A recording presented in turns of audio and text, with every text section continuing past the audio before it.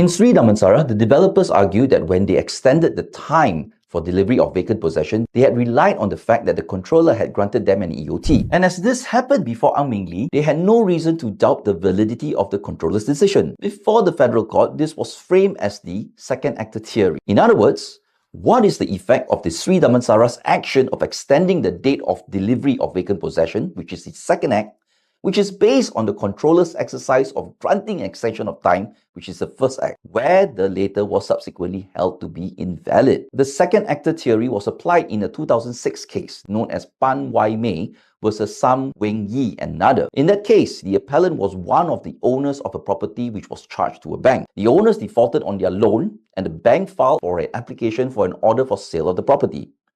The land administrator made an order for sale by way of auction. Now at this point, the appellant did not challenge the order for sale. The respondent was a successful bidder and was registered as the proprietor of the property. A year later, the respondent applied to evict the appellant. The appellant did not attend, and an order to yield vacant possession was granted. The appellant later attempted to set aside the order, claiming that the order for sale by the land administration was a nullity. The late Justice Gopal Sriram, citing Professor Force's view, says this: an invalid administrative act may, notwithstanding its non-existence in law, serve as the basis for another perfectly valid decision. Its factual existence, rather than its invalidity, is the cause of the subsequent act. But that act is valid since the legal existence of the first act is not a precondition for the second.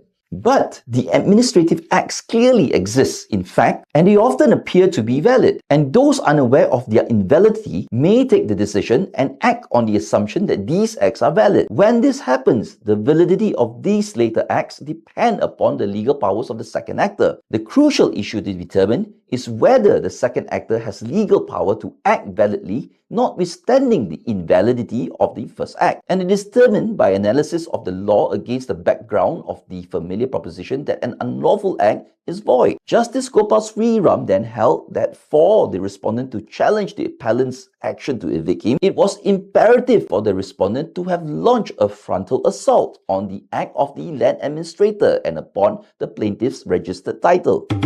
In the absence of such an attack, there is no arguable defense to the plaintiff's claim. An arguable defense is sine qua non in a case as this. The federal court adopted Pan Y and held that the purchasers in Sri Damansara cannot initiate this proceeding against the developer for collateral attack against the decision of the controller. Like in Pan Y, it was imperative for the purchasers to have launched a frontal assault against the decision of the controller, which they did not do. That is why Sri Damansara's appeal was allowed.